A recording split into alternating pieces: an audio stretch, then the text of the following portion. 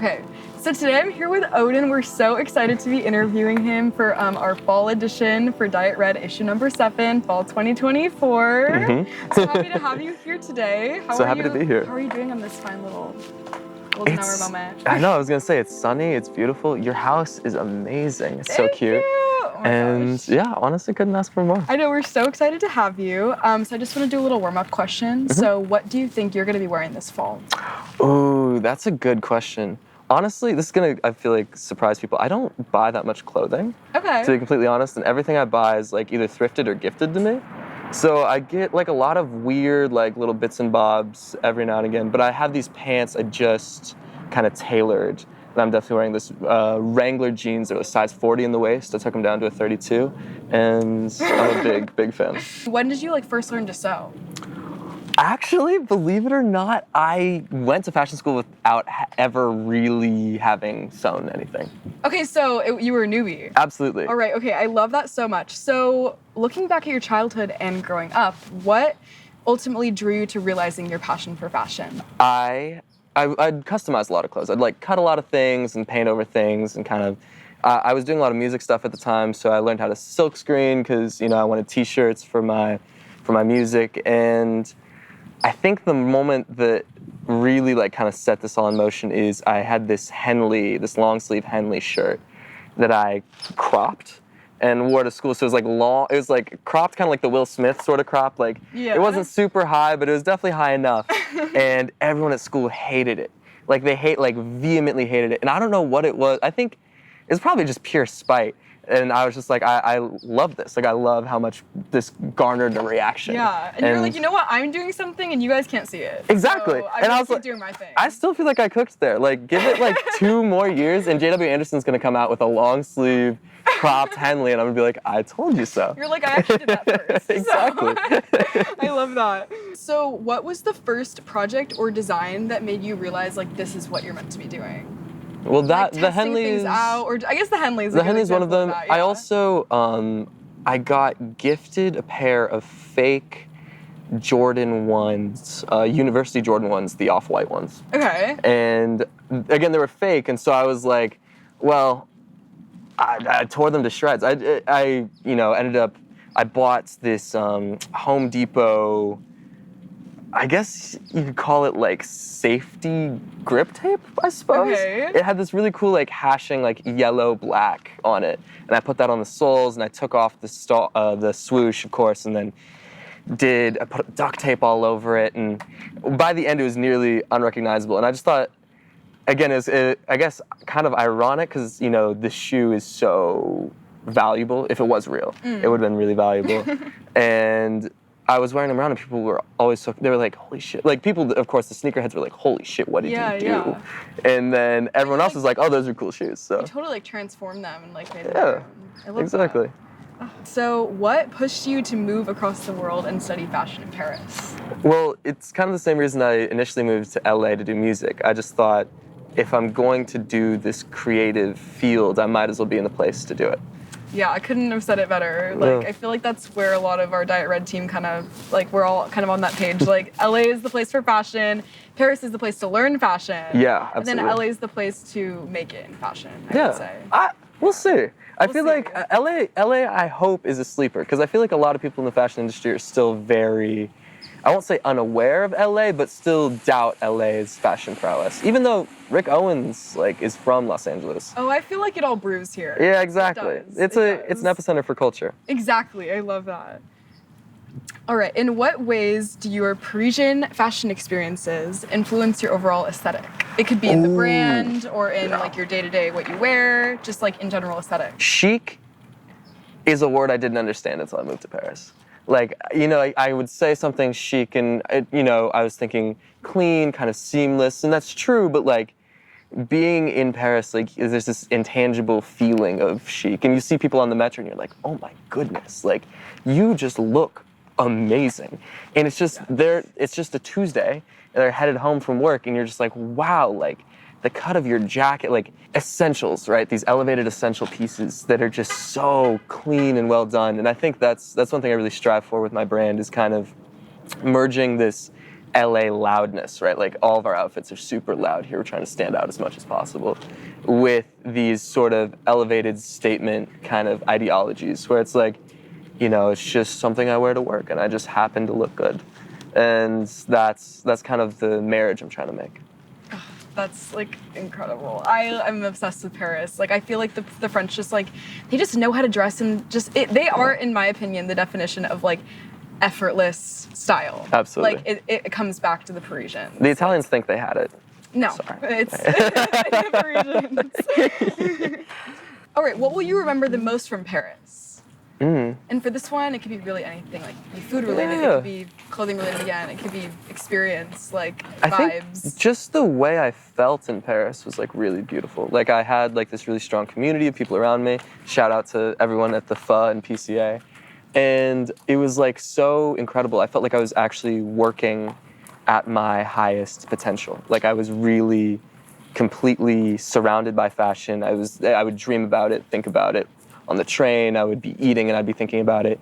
And it was amazing to be just completely wrapped up in that world and to get to express myself well and to learn as much as I did.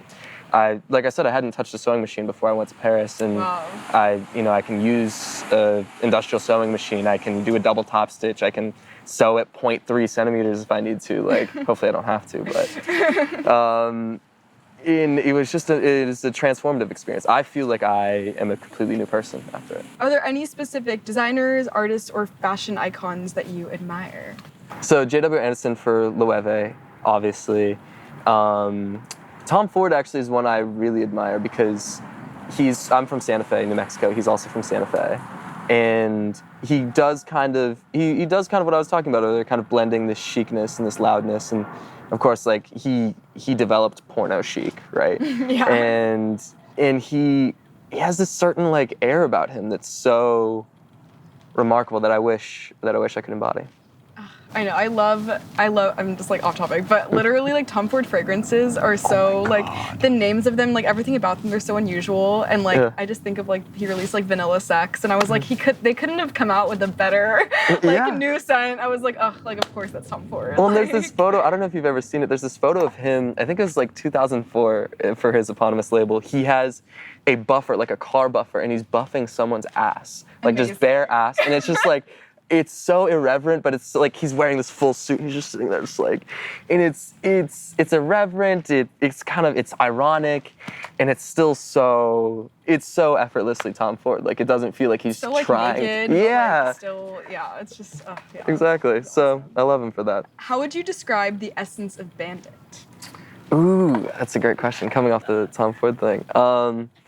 I have a fascination with workwear, right? Growing up in the Southwest, I love workwear, I love Western wear. So it's this romanticized Western wear. That's like really, like if I wanted to describe the aesthetic and kind of the DNA of the brand, it's romanticized workwear. And it's, because workwear wasn't necessarily made to be sexy. It's been coming up, well obviously it's huge right now, but I think stripping away a lot of the roughness and kind of playing with more soft, fabrics like lace along with denim and then suede, the rough out suede, so it's softer. There's so many things you can do in this kind of like this juxtaposing idea, which I don't know, I like juxtaposition. It gives me some place to play. Totally, like mixing unexpected things and then it comes out like so incredibly beautiful. Exactly, yeah. And so, yeah, I think that's BANDIT in a nutshell. And I guess the most important thing to me with BANDIT is making the clothing that you reach for on a Friday night. Like, it's like the trusty jacket where you're just like, I know I look amazing in this. I know people are, they're gonna see it and be like, oh, like, I love making those uniform pieces where it's just like, you just feel good, you feel held, you feel, I don't know, yeah. Tell me about the collection that's going to be featured in Diet Red Fall 2024 and what was the inspiration behind like those specific pieces? Yeah. So that was the collection that I debuted in Paris. I had my runway show there, incredible runway show. It was, everything and more I could have ever hoped for. The collection's called the Guiding Star Collection. It's 12 looks. I think we'll be shooting 4. It's, again, like a play between, building off that romantic workwear aesthetic. I was really playing with the idea of the coquette cowboy.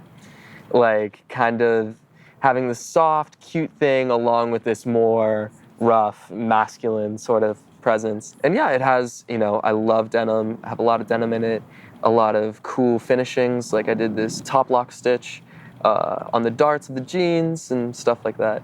I don't know how specific you want me to get, but and yeah, like it's a collection that's very near and dear to my heart. And when I was making it, I was in Paris, and it was born out of this sort of naivete for even, just being there and experiencing this new thing, and while also experiencing fashion for the first time.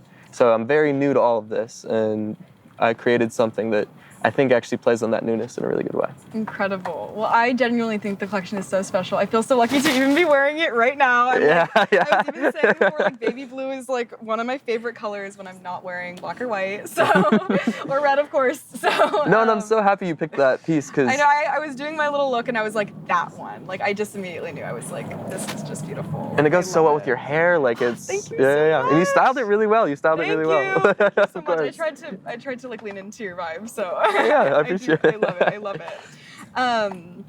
All right, and then just my last question. What is the dream? Ooh, that's a good one.